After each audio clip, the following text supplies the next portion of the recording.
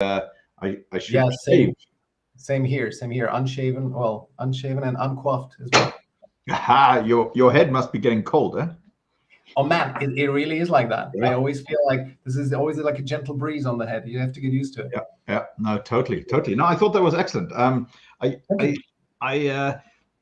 think the challenge is I'm interested in your feedback on doing LinkedIn lives and Facebook lives, because as you know, I like to herd people.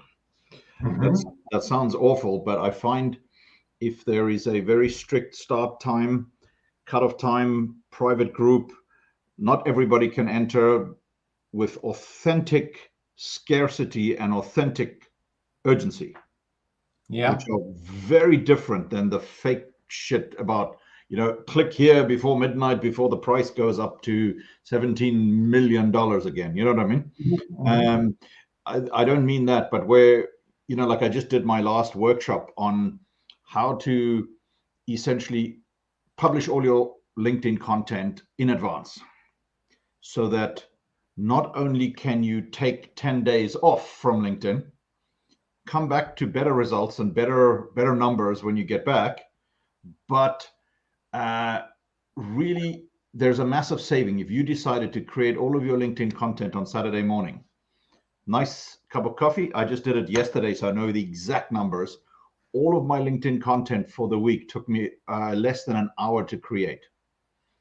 Whereas if you do it on a one-on-one basis, man, I see poor Laura Louise sometimes. She takes an hour and a half to create one post. You see what I mean? And it's not, sorry, my glasses are going dark. I've got lots of sunlight hitting me here.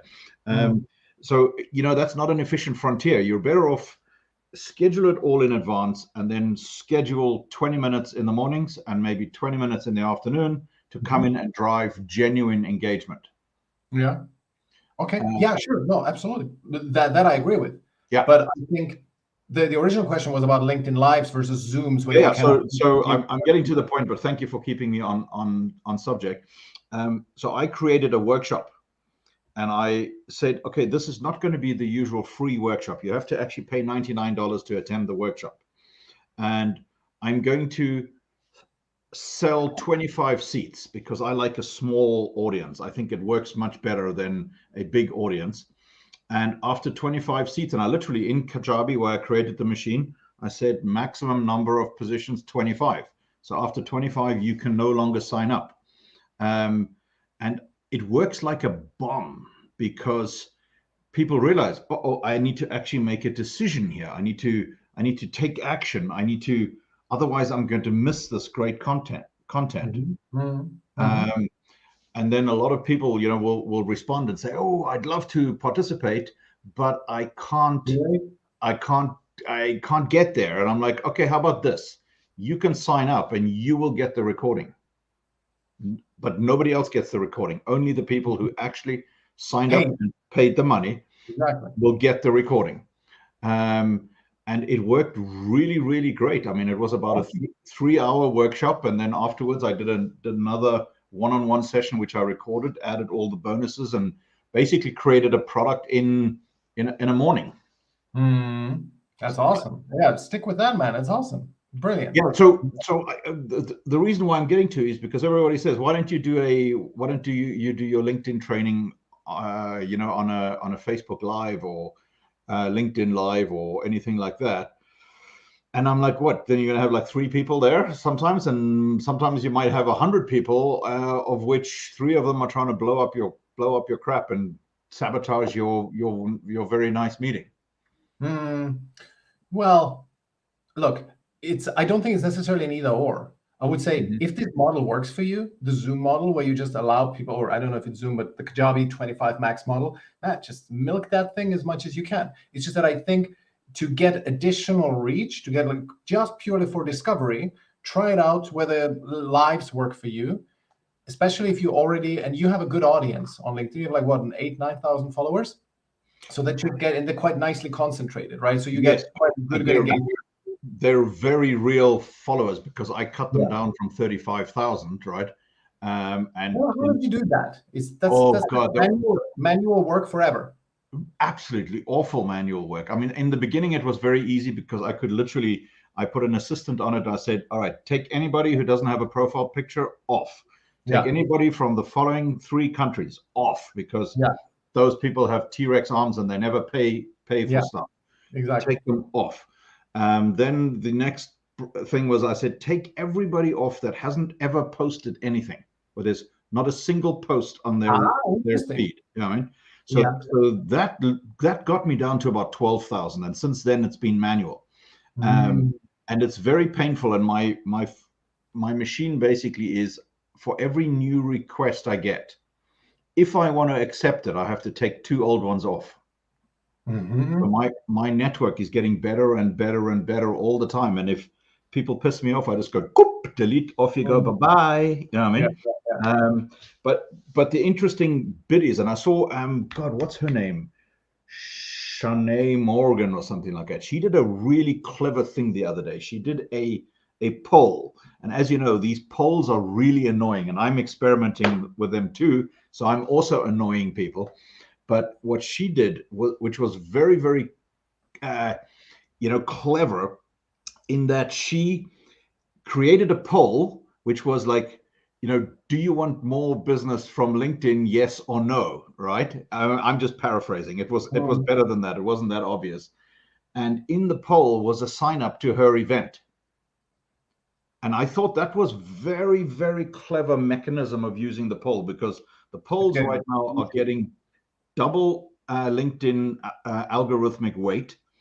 And you can also hack them, by the way, in the first hour, in that golden hour, just a little bit like the latest American elections. You can vote as many times as you want, and dead people can vote too. You know what I mean? So, you can really hit that thing really quickly to get some early stuff, and you can get 30,000 views very quickly. So that's a great way that you can get legitimate reach into your biggest possible potential audience and create a sign up. So that's a clever way of using Yeah. Yeah. using polls. But that's for free events, right? Yeah, but even if you did that for a sign up event, right? So obviously one of the big things that I've been teaching people, Michael, is LinkedIn really hates external links.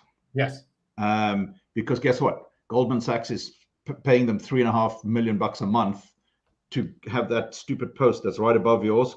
Click here, go to their website, right? So they are constantly going to make it harder and harder and harder for organic posters like you and I to reach our audience. So what I've been experimenting with, Michal, and it's been a wonderful gift, is that I will take a couple of old articles, which nobody reads anyway, or a couple of old posts, and I call those the sacrificial lamb post, where you create an article where you can have a embedded YouTube video.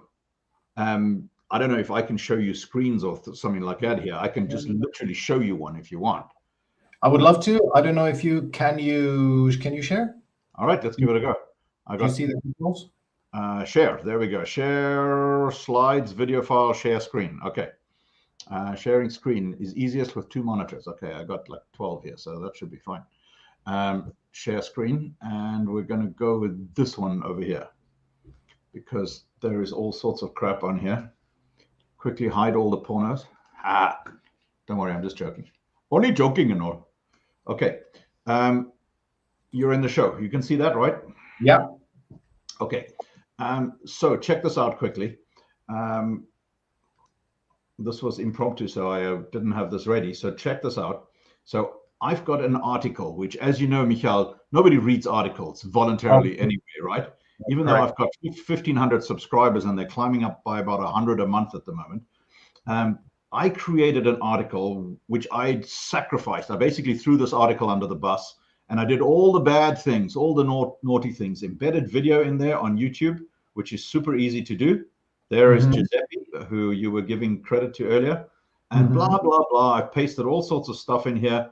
And right at the bottom, I did the worst thing you can ever do, is provided the sign up link, which is the external link to my $99 workshop, okay, in the article.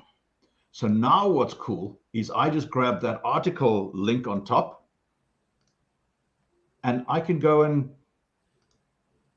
sorry, cancel, testing, and drop that link in there. Okay. Yeah. So now the cool thing is LinkedIn does not downgrade that post because it goes, aha, I'm linking from LinkedIn to LinkedIn, which is what they want. So now I can create posts all day long referring to my LinkedIn workshop. You see what I mean? Yeah. Without getting penalized. That's awesome. That's such a good move. But the cool thing is, check this out, all right? You can now go and create a poll right here. Yeah. Testing. Stupid answer 1. You can ask what milk answer 2. A guy with your brain power will get this really quickly because you are a master question creator, right? Because asking the right question will literally, and now we have a poll with the sign up. You see what I mean? Yeah. I'm just going to post this quickly so you can see what it looks like.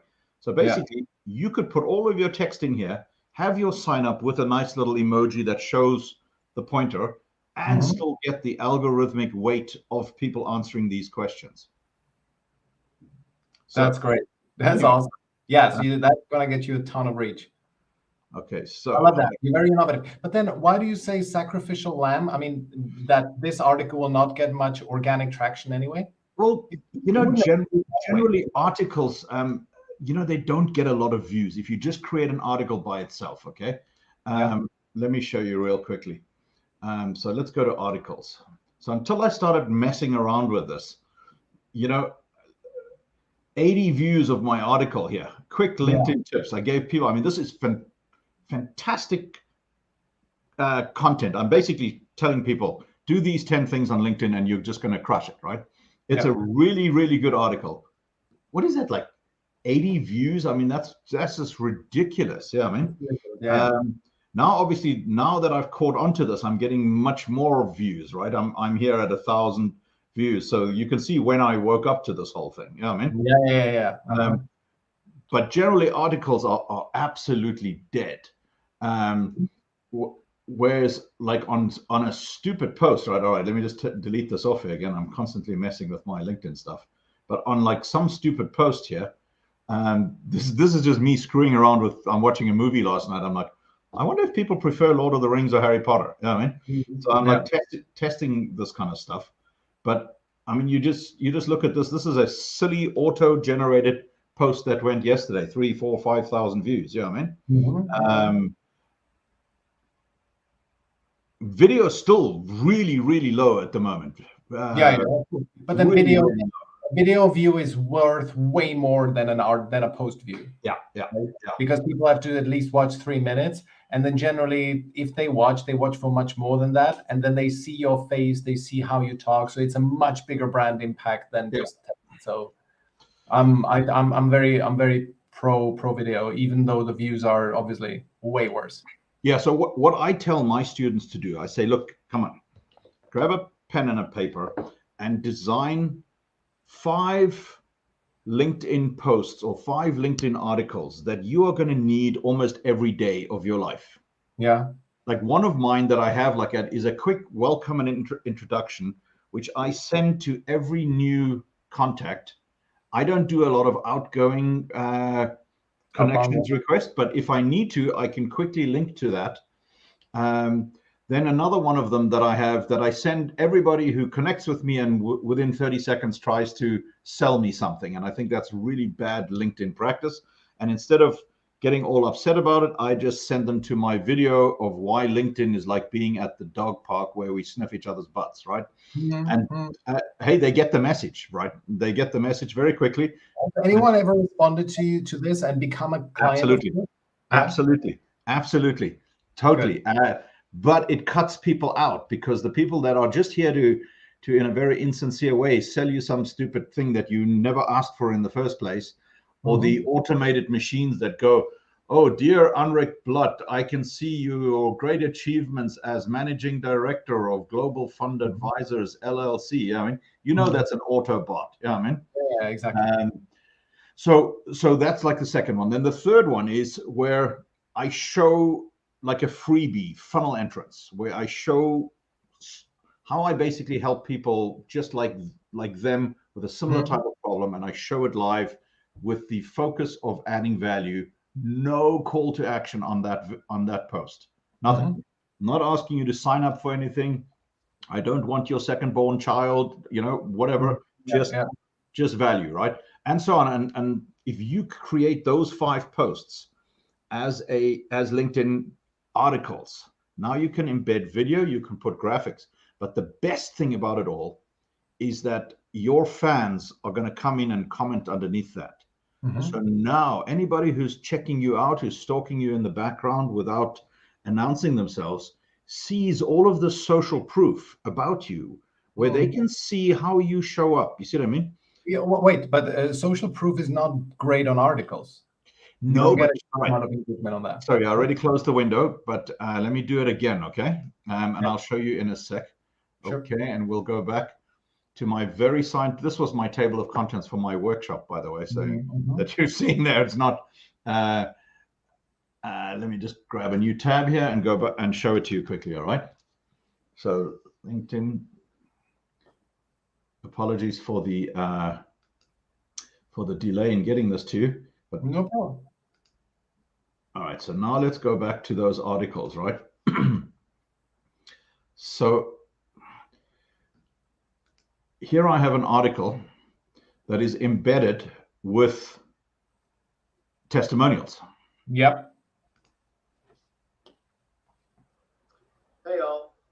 Just want to take a quick moment to give a shout out and a recommendation to Anric Blatt, Lara Louise Blatt, and their 2 lovely dogs, Giuseppe and Romeo. The famous dogs, right?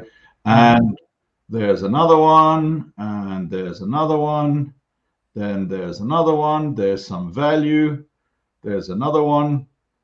So this is an actual business post. And right at the bottom of it is the sign up for my Crushing It on LinkedIn course. And then if you keep going,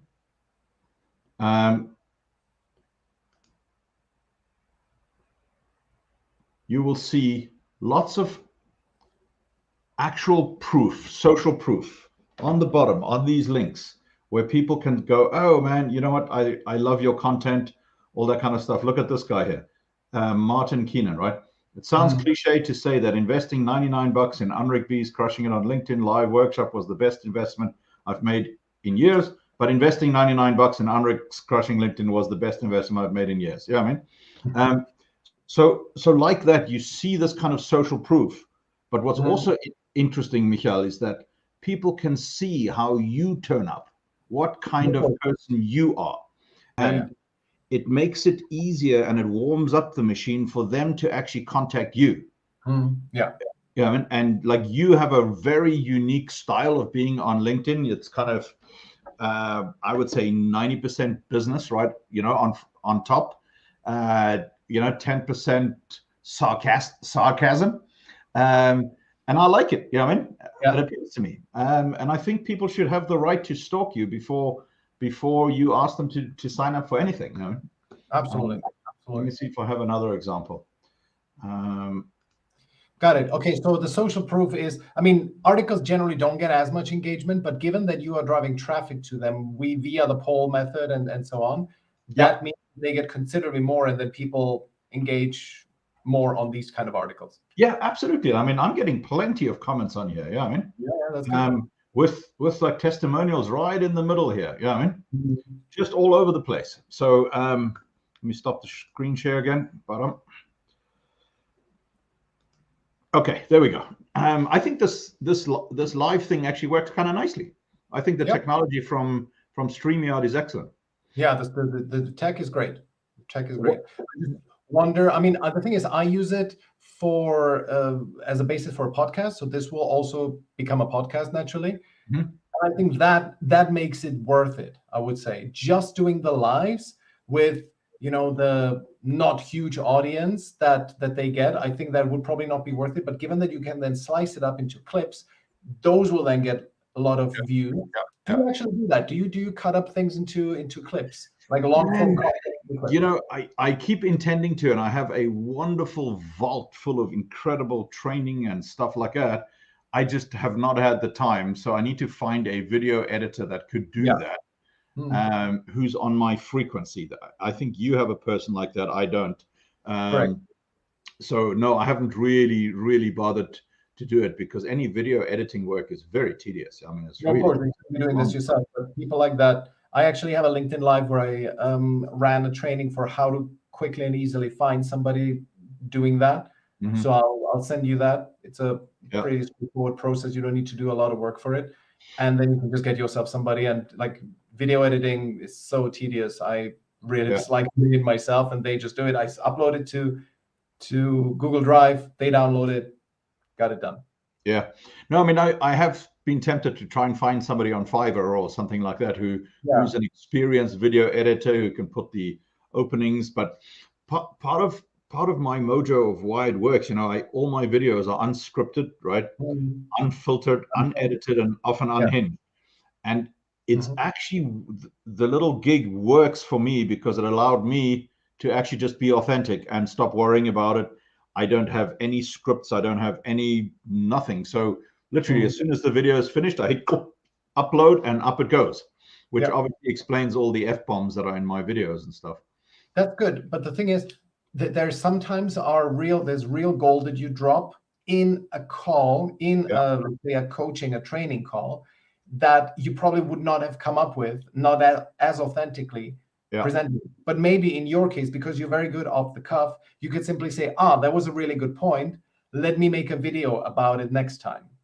Right? Yeah, I've got a couple like that. I have a guy who literally jumped on like one of the calls that you were talking about of jumping on a free consulting call, and it wasn't kind of an engineered, it wasn't a trap call. It was just, I could see the guy struggling, and I sent him a link. I always have a Zoom link running when I'm at my desk, and he jumped on, and he literally came out afterwards, and he goes, you know what? The last 45 minutes with you were worth $250,000 to me. And I'm like, my invoice is in the mail. You know what I mean? So I've got a couple of like that, and I should pull them out. That's a good reminder. Yeah, I do have a few like that. Yeah. Cool. All right, my friend.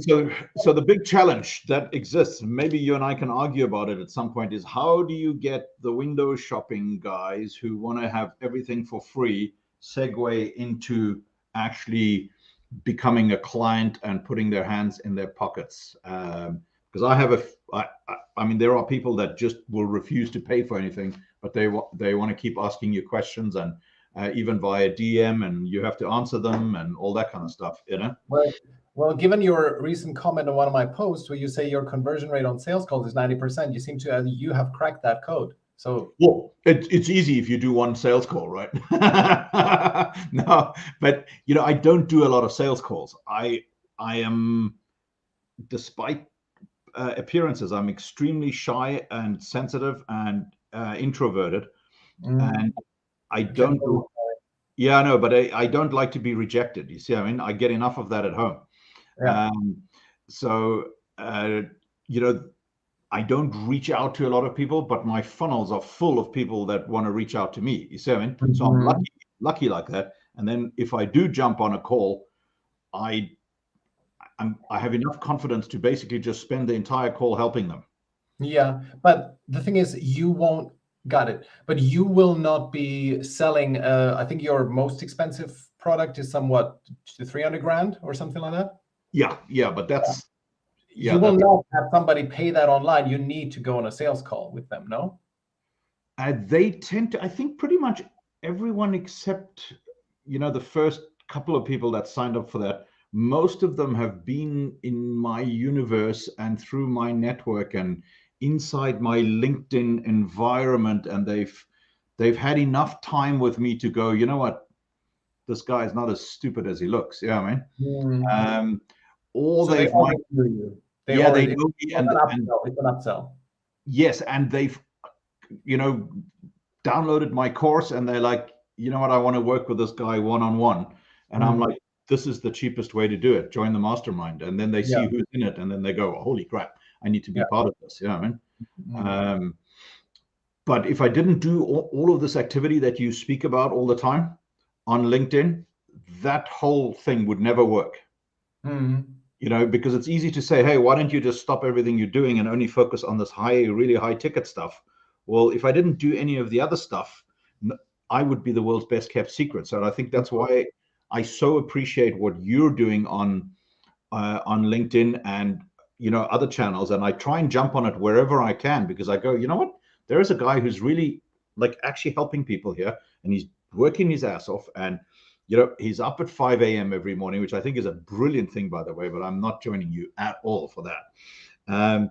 And, you know, let's go jump in and go support the guy, because he actually cares, and he's doing something important, and he's helping people. And there are lots of people like that I have a relationship with on LinkedIn who go, you know, I've seen this guy show up here. He's all the time helping. He's all the time doing this. Let me see what he has to offer, right? So I've made a very good transition from digital only to hybrid digital and in person. And I have people come and visit me all the time. They're like, hey, you know, where are you? I'm like, I'm over here for the next 3 weeks. Come jump, you know, and people will buy air tickets to come and hang out. And so I think that's a nice segue where you and I could do a podcast just on that alone, of how do you migrate from digital only to digital, you know, hybrids. What does Evan say? Yeah, Evan, I'd imagine that this conversation, in terms of the cracking the code of the sales call, could be divided between high ticket items, 5-6 figures, and lower ticket items, also the personality line of extroversion and introversion. Yeah, so obviously I don't think necessarily introversion versus extroversion. If you could elaborate on that, I wonder what you mean by that. But yes, of course, definitely high ticket items need sales calls, unless of course they're an upsell. In that case, it's just basically being in somebody's environment. But the lower ticket you get, the more difficult it becomes to do sales calls efficiently, because, that's the interesting thing. I wonder what you think of that, Anric. I'm sure you will agree that actually it's as difficult to sell a $1,000 product as it is like a $20,000 product. And I find it much harder, because, you know, I mean, you know, when I was in the days of raising capital, I would find that raising 100 million is so much easier than going to get 100,000 from people who actually are friends of yours, you know? Because number one, you yourself turn up very differently. But secondly, I find that people with big high ticket items have a very different style of making a selection. They have a very not a short attention span. They have a very short consideration span. And if you can show them very quickly that, hey, listen, this is the quickest way I can give you A, B, and C, they'll go, okay, show me. You know what I mean? And I just operate much better at that level. I suck at selling $25 ticket items for anything. I almost you're doing good with 99. That's no, but I offend a lot of people, because I'm like, seriously, like you want my help, but you're not prepared to spend $99. By the way, it's going to cost me $999 to go and deliver the value to you. You know, bugger off and leave me alone. You know, so I'm a little offensive. I'm not as nice as you, Michael. No, that's fine. Everybody, each to their own. The interesting thing though is that I realize this, that people sometimes do this, that they are trying to, of course, to lowball and to go as low as they can, because they simply lack the confidence to go for high ticket, which sometimes is understandable, because sometimes if you yourself do not know how to sell high ticket, what kind of teaching will you be able to do? Effectively, if you can only pull off a $400 sale, you will be teaching people the same, because you have no idea how to sell something for 5, 7, 10K. right? Yeah. But the at least if you have a low ticket sale, please only do it online. Don't try to sell a $500 or $1,000 product on sales calls. That's murder. It's gonna take forever. You're gonna wear out. So don't do that. And I think if you design a funnel, it's a bad word because it assumes that it's manipulative. But if you design, I think you call it your pot, and what do you call it? Funnel and the pot. Yeah. I like to consider it like you build a beautiful garden for people, and then you put these special locations and nice Japanese bridges and maybe a drinks stand with free margaritas over there. Mhm. People can wander around your garden of LinkedIn content and just Yes. stroll around and see some of the other people that are hanging out and talk to them. And right at the end of their journey, you invite them in for a drink by the fireplace, right? I like that analogy. It kind of works. Then you can build a very good system to sell thousands of low ticket items, except that you've got to throw advertising money at it, which I detest. I do not want to send any money to Zuckerberg and those guys in order to get enough bums on seats to make that work. But the one guy who I model in all of this is Brendan Burchard. Do you know him? Yes. Yeah. So I mean, Brendan is very interesting. He comes across in his public persona as very like, He is very scary, smart, and driven, and focused on his KPIs and his metrics and his squeeze systems and the way very, very smart. And I really, really do admire him, the way he has created a very sizable business on the back of genuinely trying to help people. On that note, I have a question on this. I wonder what you think of that. This whole area of personal coaching, right? Where like life coaching, anything that does not have to do with, any kind of hard skills. And it's more, I help people be fulfilled, that kind of stuff. Don't get me started on that subject. But Sometimes when I get people who want to do this, and I'm kind of considering helping them, and they would be my clients. The thing is, it works. There are these people like Brendan Burchard, but then also, do you have to be because he also had to start at some point. Do you have to be a star to sell something like this effectively? Can you not be a coach who makes whatever, 100, 200 grand a year and still help people with that effectively? And where do you start with that? Man, this is a tough answer, because as you know, I have spent a lot of money with the likes of Tony Robbins and all of these kind of guys, serious money, really, really serious money. And I find that putting money to work with the right coach or the right mentor is a absolute must outcome. If you want to figure out how to do something, go find somebody who's done it and have them coach you, have them mentor you, but never expect to get it for free, because, just people who give away that kind of stuff for free are not going to help you. So you've got to actually put your hand in your pocket, right? And I have seen coaches, by the way, so this might come across as insensitive, where they are literally making $2 million, $3 million a year. Absolute snake oil salesmen selling all sorts of shit ideas that leave their clients in a worse case afterwards. But then I've also seen other people who will say, hey, listen, you need help with this. I will help you do that. And it's going to take 3 weeks. And, it's going to cost you $998. And I'm like, you know what? That might just be the best money I've ever spent. And off you go with it. So I think if you genuinely have a skill that you can teach to people, it is absolutely the time. Set up a Kajabi course, digitally record the content, build up, proper CRM, and get your content in front of people, because we are absolutely living in a knowledge-based economy. And if you don't do that, I think you're doing the world a disservice there, Michael. If you know how to do something really great, it's almost selfish to keep it as a gift away from people. you know? Exactly. So, Exactly. Yeah, I just wonder, the thing is, you should already, and this is kind of what I tell people when they are starting. I just recently had a guy who I try to help him on a pro bono basis. I just liked him as a person.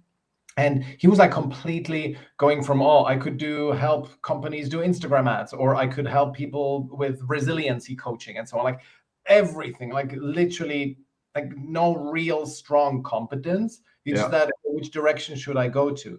And I'm thinking, like, seriously, if you want to be a resilience coach, or any kind of coach for that matter, you just need to have achieved a certain level of success, unless you are willing to go and learn from really like very good people and you kind of their apprentice, like Tony Robbins did with Jim Rohn. I know a lady, she has been life coaching since she was 18, and she worked under Tony Robbins. Like, she's a Tony Robbins coach, and she's awesome. She does not have any sort of, other than like real world experience, so to speak, right? She has not started a business, but as a life coach, she's terrific. Yeah. And so I think either you're a proper student of this, but only because some people just like talking to you and you're a good listener, that does not qualify you to be like a mindset coach or resiliency coach or anything like that. So I think the path is, I think if you're already successful, let's say you're a really successful business person and you have achieved all your dreams, and then you feel like you could impart to people like your mindsets and your values and so on, then it's great. And you will be successful even as a life coach, because you have achieved success. And if you're able to distill that into something didactic, that's great. The alternative is learn it from somebody great, actually study this stuff, and be committed to it, and be willing to not make a lot of money for the first 2, 3, maybe even 5 years.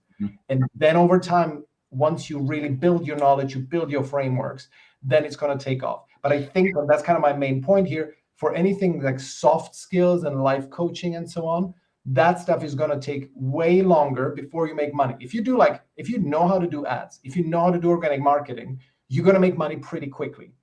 Life coaching and any kind of soft coaching takes you way longer to get there. That's kind of my... Yeah, I mean, I have a bit of a love-hate relationship with that, because obviously if you've hung out with Tony Robbins a lot, you meet a lot of these kind of people, you know what I mean? And I call them like little happy bunny vegetarians that pop up and, hi, Anric, how you doing? You know, I want to be your life coach. And I'm like, fuck off, you know, leave me alone, right? But now if I look at a guy like Brendan Burchard, and you can be certified as a Brendan Burchard coach. So interesting. It's a parting of the water where I meet these guys, and there are some people that just don't know what they want to do. Okay.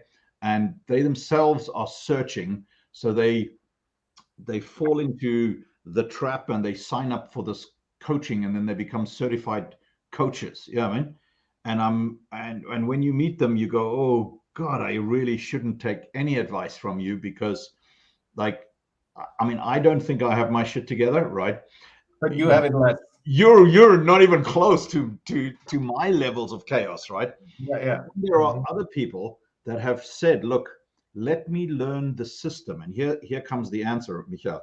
If you have learned how to follow and truly be a disciplined disciple of a system that works, there are some people that, even though they don't have the business experience, they are so good at applying the principles and applying the rules of that coaching system that they can take a very unstructured, undisciplined, difficult, annoying person like me and getting tremendous results, even though they're 20 years old and they don't know what the hell they're doing, but they've learned to ask the right questions. They've learned to apply the principles. So Brendan has a very good coaching program, as does Tony Robbins. I mean, I've met some of the Tony Robbins coaches over the years, and I mean, some of those guys are very, very good, that should be charging hundreds of thousands a year, not tens of thousands. So I think it all depends. But, you know, I had a stalker on LinkedIn here for a while who wanted to do a coaching business and coach hedge funds on Monday, and then coach, I don't want to disclose what it is because it would be way too clear to identify the person. I don't want to embarrass them, but, you know, coach puppy dogs the next day. And I would say to this person, I'm like, please don't do that, because you are basically killing any credibility that you'd have in either camp. Yeah, 100%. Then you see people, by the way, who, this might sound like a racist statement, which it's not, who only focus on coaching women, black female entrepreneurs. You know what I mean? Yeah. And they are, and I looked at their course and I would download it, even though I'm obviously not black and I'm obviously not female, but I download the course and I go, you know what? How the hell is this person making like $5 million a year selling these courses? I mean, it's like kindergarten stuff, right? But it's the niche, and it's the getting clients to actually really identify with you, and to go to you and just hit the buy button, because you are their person, right? Are you saying these people make money? Lots of it. Like the ones who niche down on whatever, I coach black women. Totally. And I do the numbers. I look at the signups. You see inside, as a Kajabi user, you can see other people's numbers. You know what I mean? And I'm like, holy crap! I need to go look at that. You know what I mean? How did this silly person doing this silly program, doing this silly course, make $5 million last year? You know what I mean? And obviously that interests me, because I'm always saying to people, go find your tribe, go find the people that you resonate with, the people that you can help, the people that will identify with you, right? So obviously I study all of that stuff, but it's mind-blowing. I think probably the biggest takeaway that I have is go find your niche, find your tribe. Interesting. I'm kind of always very much biased against that. I just feel that serving a particular, let's say, race or sex is just, I know, it's not good. No, me too. Yeah, because also I think it attracts a certain anything that has to do with identity politics, it just attracts a certain mindset. But if you say it attracts a lot of hatred. I mean, I did think of saying, hey, why don't I create a course for white Christian Anglo-Saxon tax-paying Americans who believe in God? Hey, exactly. People, talk about a stereotype. Nobody wants you, but I'll take you. Yeah, I mean, but you could do one for how to win your confidence back and shave your hair. You could do it. You could pull it off. Yeah, but it's not. And then you could do the Shay Rowbottom style of, I too once had hair.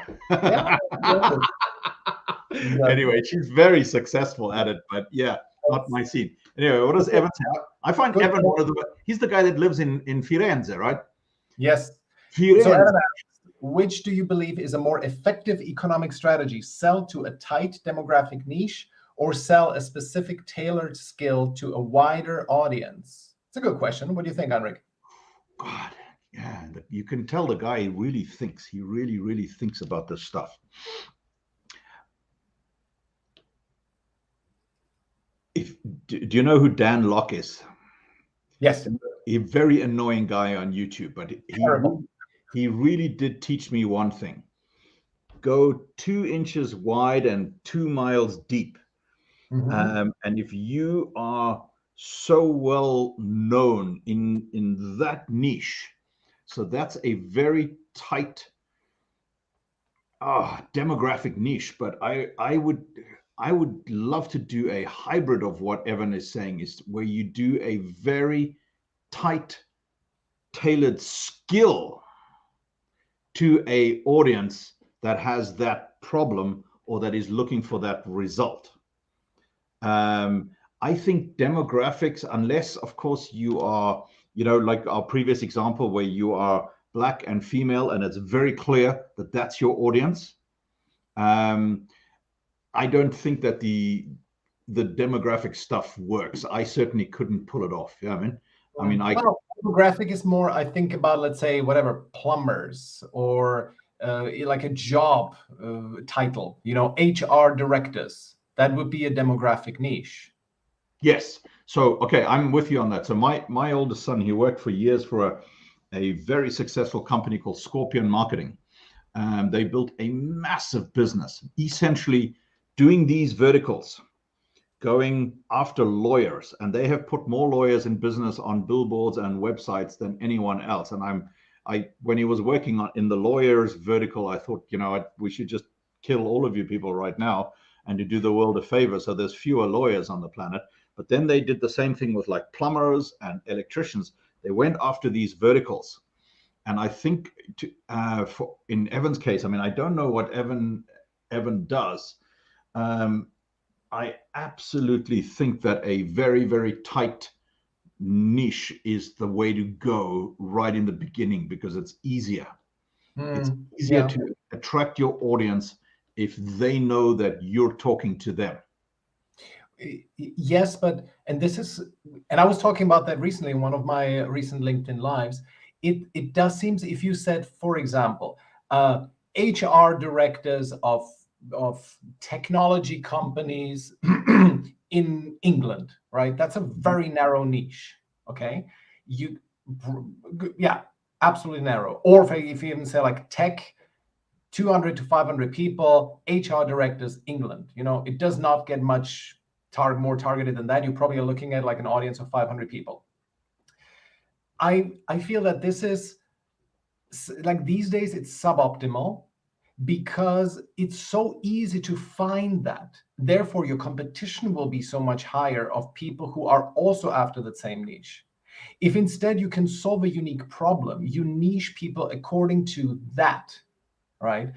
I could, for example, I help people with a specific task, which is getting your first couple of clients on LinkedIn, selling high ticket, overcome resistance to selling. So my demographic is on an industry basis relatively wide. I have anyone from like life coaches to digital transformation to corporate, but I help them in one specific situation where they don't have any control over their client acquisition. They get some, but it's unexpected, and I help them to create a system that makes it reasonably predictable. The problem is similar for these people, and so I'm actually niching down on a problem niche. Mm-hmm. I'm kind of more in the specific tailored skill to a wider audience camp. And I think, to answer your question, Evan, finally, I think it is not a binary. I think everything works. You just need to focus on it and execute it. If you go after the plumbers or HR people in England and so on, specific target demographic niches, if there's a good reason for that and they will therefore resonate with you, by all means, go for it. But also it works that you have a specific tailored skill to a wide audience as long as their problems are similar. And my clients' problems are very similar. Like, how do I start conversation with strangers? How do I run a sales call effectively? And so on. Right? There's so many things to that. They have all the same problem. I can help. I can serve them all. So I think everything works. Yeah. So like if I was Evan, you could literally group yourself and say he's obviously a Christian man that believes very strongly in his Christian values, and I would own that. Then as a former US military guy, he could niche himself just to become a consultant to these chat things are very distracting. Sorry. He could niche himself absolutely directly at US military, former Army veterans who are building their own businesses, right? And believe in God. Okay, that is a very specific niche that you can be very proud of. And I think he would be able to pull that off. Other people would not be able to pull it off, and it would come across very slimy. But he would be able to pull that off and be very successful at it. So I think that is that a demographic? Well, no, but I think it's a super niche, and if I was that guy, I would do that all day long. You know what I mean? And look at Evan's answer, because this funny thing is, Evan and I, we talked about that. oh my God, I cannot tell you how much I don't believe in niching myself to military US veterans, right? It's just, and it just goes to show, and I know Evan is very successful in what he does. He's actually selling to his very close relationships with specific industry niche owners, small business owners, and he becomes sort of their Rasputin, right? Their sort of person sitting on their shoulder and helping them with different tasks across a wide spectrum of problems, right? And so that is Evan's model. Very successful with that. Hope I did not share too much here, Evan, but it just goes to show, find your niche, see what works. There is no single answer. Look, Anric is very successful in what he does. He recommended, go super narrow demographic niche. Screw that. Not that it's wrong. It is right. It is right. But you figure out your own stuff. Yeah. Right. And so on that note, baby needs bathing. I will have up. Great talking to you, Anric. Great to have you, Evan. Wonderful to have you on. And I love these kind of spontaneous conversations. Okay, mate. Great to have you. Weihnachten. Wenn wir uns nicht wiedersehen, frohe Weihnachten wünsche ich dir. Ne? Frohe Weihnachten. Frohe Weihnachten. Ciao. Okay, ciao, guys.